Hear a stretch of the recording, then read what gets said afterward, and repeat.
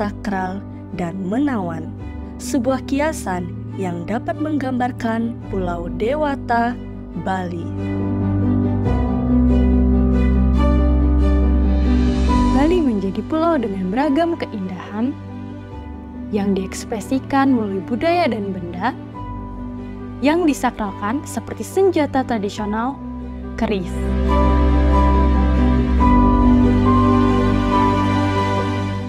Seiring dengan berjalannya waktu, keris menjadi salah satu dari benda tradisional yang dapat merepresentasikan daerah hingga negara. Dengan memancarkan keindahan, mencerminkan ideologi, hingga menggambarkan identitas negara tersebut.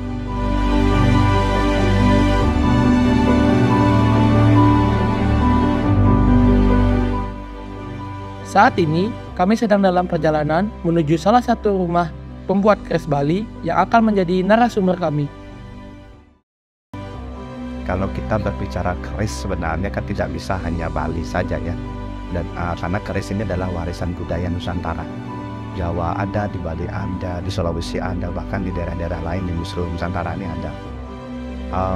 Keris di Bali menjadi sebuah identitas budaya Bali karena dari sejarahnya keris ini berkaitan erat dengan kehidupan budaya, kehidupan adat kita di Bali, dan sampai sekarang masih. Mulai dari perlengkapan dalam busana, mulai dari kegiatan-kegiatan yang berkaitan dengan adat budaya, termasuk kegiatan-kegiatan yang berkaitan dengan agama yang dominan di sini kan Hindu ya di Bali.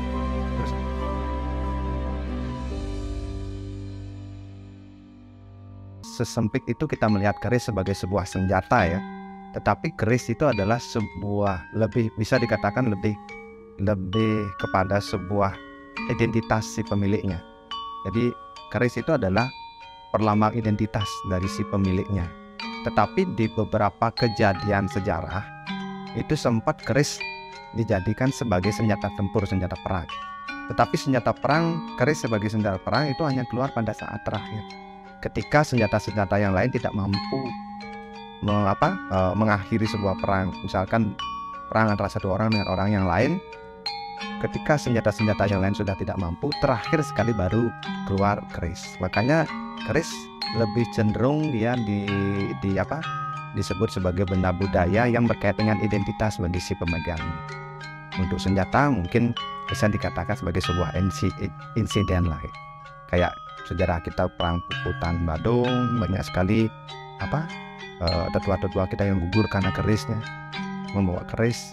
Terus ada juga sejarah-sejarah tentang pertempuran di Karangasem yang menyerang ke Lombok juga menggunakan keris. Mungkin kita bisa mengatakan ini sebagai sebuah insiden dalam sebuah keris ini. Tapi ya oke lah, dibalik semua keris itu sebagai sebuah senjata, kita lebih enaknya melihat keris itu sebagai sebuah benda budaya untuk identitas bagi si pemilik.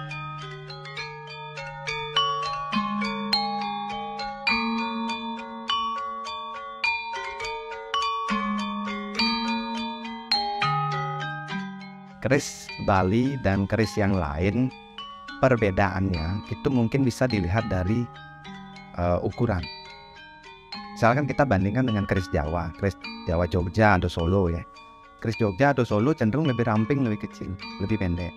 Tapi kalau keris Bali cenderung lebih besar, lebih lebar, lebih panjang. Nah, kenapa? Itu pertanyaannya. Kalau di Jawa, keris digunakan untuk perlengkap busana. Dan seperti yang saya bilang tadi, itu pun kalau seandainya di zaman dulu terjadi pertempuran, keris keluar hanya perang terakhir, pada saat senjata yang lain tidak ada. Maka dari itu keris lebih dibuat simpel supaya tidak mengganggu gerak. Tetapi kenapa keris Bali bisa ukurannya lebih gede? Itu terjadi ketika perang Karangasem dengan Lombok. Memang keris dibuat sebagai senjata tempur. Jadi keris itu sudah keluar pertama, makanya dibuat seperti besar, panjang, dan kukuh, kuat gitu, seperti itu. Itu yang mengakibatkan keris Bali cenderung lebih besar dibandingkan dengan keris-keris di daerah yang lain seperti Jawa atau di. Secara serius saya mau menekuni proses pembuatan keris ini dari 8 tahun, kurang lebih 8 tahun. Tetapi bapak saya itu sudah Itu yang saya bilang tadi, dari tahun 60-an akhir sudah bereksperimen.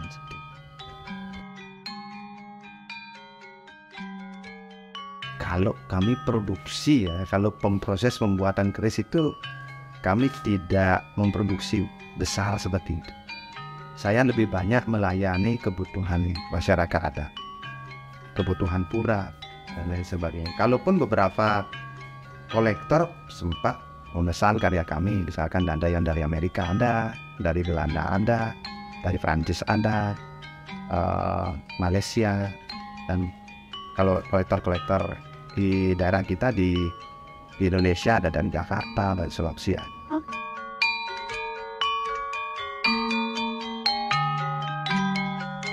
Kami sangat terbuka di tempat kami, banyak sekali masyarakat, terus ada juga orang-orang luar, orang-orang asing yang mau meliput kegiatan kami, atau bahkan mereka ada juga yang mencoba belajar atau apa. Jadi kami sangat terbuka, siapapun boleh belajar di tempat kami, asalkan satu syaratnya, karena ini adalah tosan aji. Tosan aji itu artinya tos itu artinya katos atau lesing, aji itu artinya berharga. Satu syarat orang yang mau belajar ke sini itu adalah memiliki attitude ya. Karena ketika nanti dia menjadi seorang keris, kalau dia tidak memiliki attitude yang baik, itu akan berpengaruh terhadap image dari tosan aji itu sana.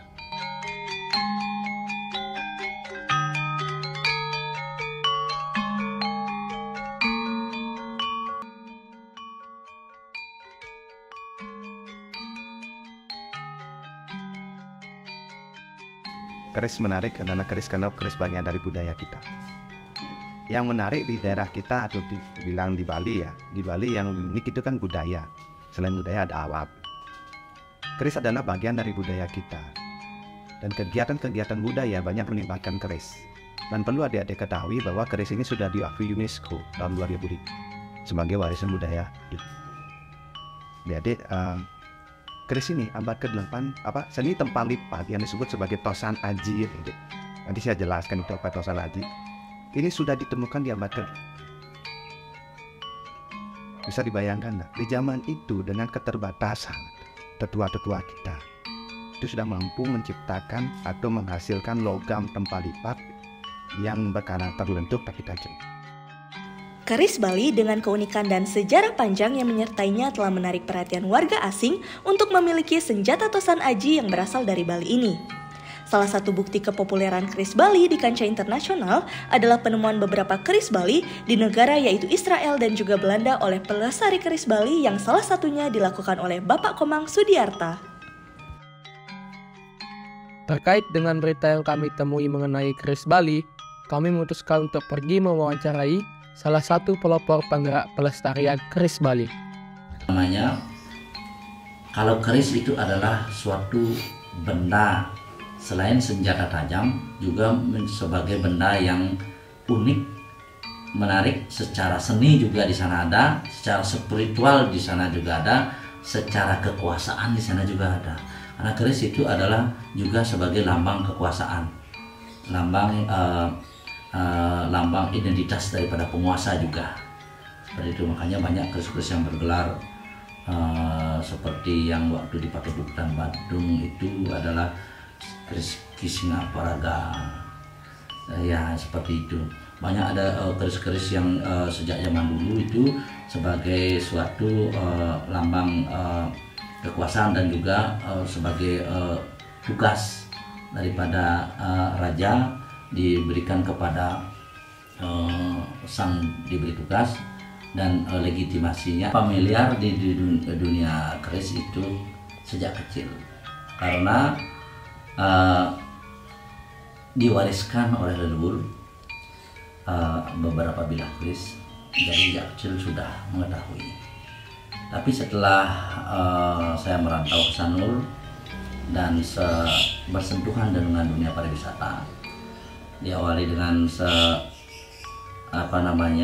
sebagai pedagang asongan, di sana juga ada dijual keris-keris ya, meski ada keris souvenir dan sebagainya.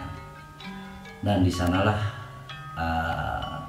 saya lihat wah, keris-keris itu diminati betul oleh wisatawan, terutama wisatawan Eropa. Nah, salah satu adalah muara atau tempat untuk keluarnya keris-keris yang ada di Bali, terutama di Nusantara, itu adalah arsop antik dunia pariwisata lah, yang sebenarnya yang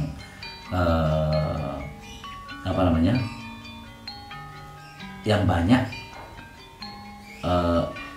menjadi objek untuk tempat untuk mengalirnya keris-keris yang ada di Nusantara ke luar negeri.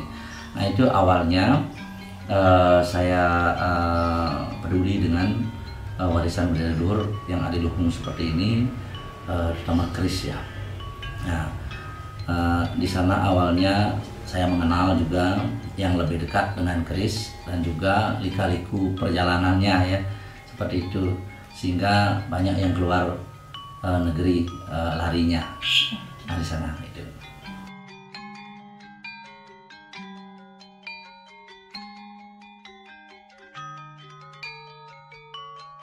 Kalau jumlah keris di sini itu sekitar 250 bila ya. Ada juga tombak. Kalau sini lengkap, ada tombak, ada tuluk, ada pedang, yang semua adalah itu merupakan suatu, kalau di dunia pekerisan namanya tosanaji. Tosanaji itu adalah senjata pusaka yang dibuat dengan tempa lipat dan menggabungkan beberapa unsur logam menjadi satu, yaitu yang umumnya adalah besi, baja, dan nikel. Di zaman dulu nikel itu nikel murni, tidak seperti sekarang yang pabrikan, tapi diambil dari batu meteor. Makanya ada konsep penyatuan Ibu Pertiwi dengan Bapu Akasa. Ibu Pertiwi itu besi dan bajanya, Bapu Akasa itu adalah yang bahan pamornya itu adalah meteorit. Nah, kalau di sini karena saya salah satu adalah pegiat atau koleksi atau kolektor pelestarian keris Nusantara. Berarti bukan keris Bali saja. Namun di sini ada juga keris Bugis, bahkan dari Filipina Selatan namanya Sundang, terus Madura, Sumatera, Jawa Barat, Sunda, seperti itu. Nah, di sini lengkap, artinya seluruh Nusantara ada. Dan walaupun keris yang dominan di koleksi saya itu adalah keris Bali, ya, karena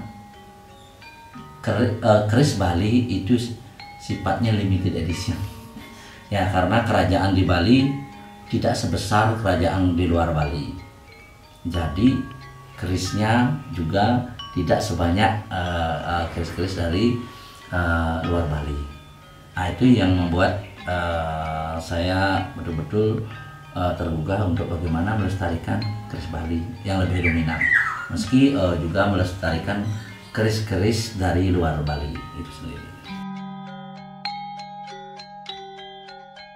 Untuk mendapatkan itu memang perlu perjuangan yang luar biasa tanpa henti. Setelah kita bersentuhan dengan pariwisata dan juga mengetahui bahwa keris-keris itu begitu diminati oleh orang luar, oleh terutama Eropa, terus dibeli dibawa mereka ke sana, jadinya saya terketuk kalau dibiarkan ini semua akan habis. Nah, saya hati saya meski tidak seberapa, at least bisa diselamatkan keris-keris, terutama keris Bali.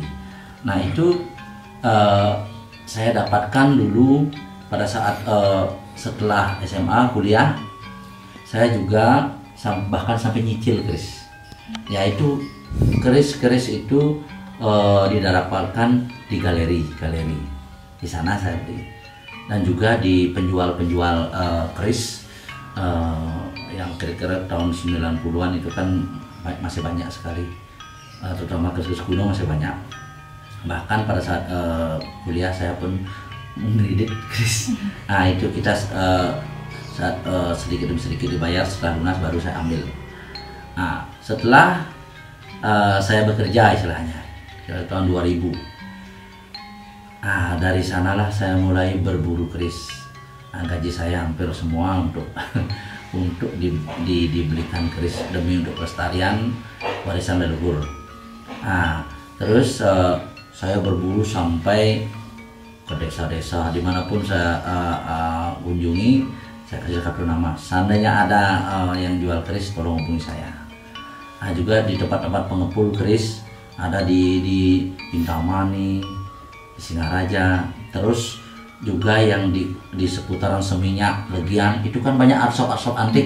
Dari sanalah sumbernya saya banyak menyelamatkan keris-keris bersama keris Bali. Sejauh ini kami berusaha menunjukkan pergerakan kami kepada pemerintah. Terakhir kemarin kami melakukan sebuah kegiatan atraksi budaya, yaitu 4x4 atau membuat kegiatan pembuatan keris di lapangan Glungkung. 4 mengikuti kegiatan-kegiatan pameran seni yang dibuat oleh pemerintah, yang saya bilang tadi di Glungkung atau di Gianyar. Tapi sejauh ini lebih banyak yang mensupport kami itu swasta, orang-orang budayawan yang memang memiliki kepedulian terhadap keris.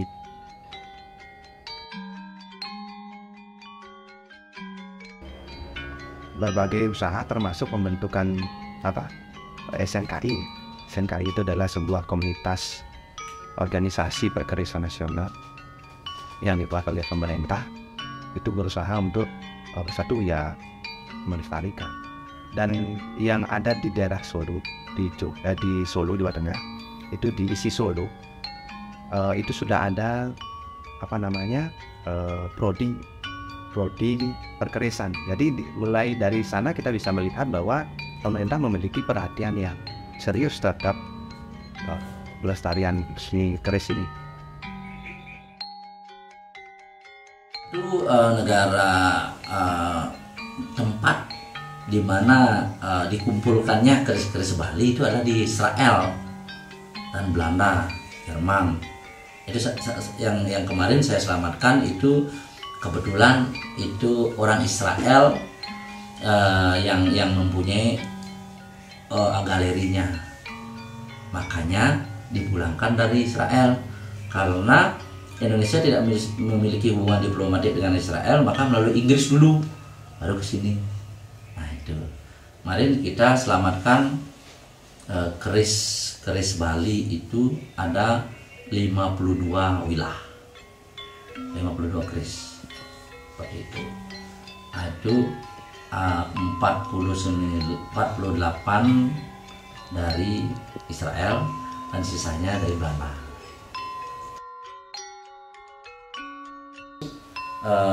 Selain kita berusaha sendiri, dan juga kadang-kadang begini, kadang-kadang kolektor dari luar negeri itu memberikan berbagai kemudahan karena saya diketahui sebagai pelestari, bukan dijual lagi. Nah itu mereka memberikan suatu kemudahan, baik masalah harganya dan sebagainya, biasanya seperti itu. Proses pengambilan keris Bali dilakukan melalui pertukaran budaya yang melibatkan seniman dan pelaku budaya. Pengambilan keris Bali yang berada di luar negeri memerlukan negosiasi yang dilakukan oleh pemerintah dengan melakukan kerjasama budaya melalui pertukaran budaya dan dapat mempromosikan keris Bali di kancah internasional. Para pemelihara keris Bali melakukan berbagai macam upaya untuk mendapatkan kembali keris Bali yang berada di tangan negara lain. Salah satu metode yang mereka lakukan adalah melalui negosiasi dengan para pemilik keris. Dalam proses negosiasi, kolektor berusaha untuk membangun kesepahaman dan mencapai kesepakatan yang menguntungkan bagi kedua belah pihak.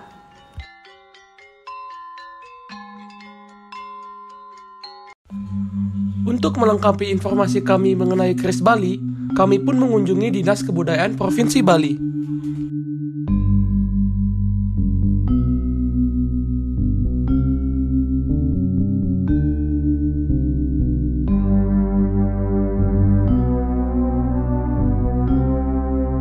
Upaya yang telah dilakukan oleh Dinas Kebudayaan Provinsi Bali adalah dengan cara memperkenalkan keris kepada masyarakat dulu, agar masyarakat itu lebih kenal, lebih tahu. Dengan lebih kenal dan tahu, jadi lebih mencintai. Setelah itu Dinas Kebudayaan, yaitu khususnya Museum Bali yang berada di Dinas Kebudayaan, dengan cara melestarikannya, melakukan konservasi namanya. Nah, konservasi itu ada dua yang disebut konservasi preventif dan kuratif. Preventif itu dengan cara mencegah, dan kuratif itu dengan cara menggunakan bahan-bahan kimia untuk melestarikan benda-benda koleksi kami. Salah satunya adalah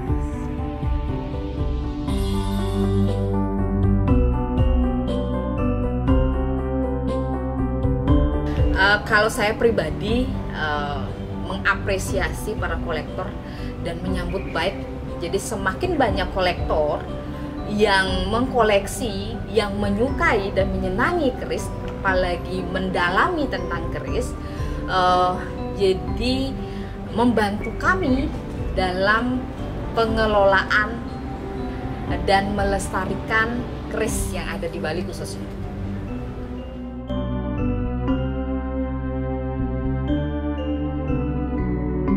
Zaman modern seperti ini, biasanya yang senang sama keris itu bukan generasi muda. Sedangkan kita kan harus ada regenerasi ya, regenerasi generasi yang mencintai keris. Sedangkan generasi muda itu tidak, bahkan kurang menyukai keris. Seperti itu. Habis itu jadinya tantangannya adalah kekurangan ketertarikan generasi muda dalam mencintai, apalagi melestarikan. Orang juga cinta, memang melestarikan. Ya, kurang lebih seperti itu.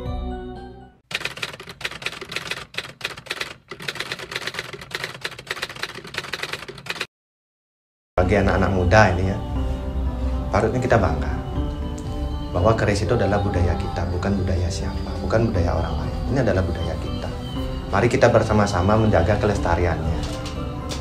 Ayo kita lihat keris sebagai sebuah karya seni yang memiliki energi-energi positif di dalamnya. Karena keris, di dalam keris itu banyak sekali disampaikan pesan-pesan spiritual, pesan-pesan kesopanan, tingkah laku, attitude dan lain sebagainya oleh leluhur kita secara tersirat. Dan mari kita bersama-sama bergandengan tangan melestarikan seni budaya kita terutama di perkerisan, agar keris yang merupakan budaya kita tidak diambil oleh negara lain.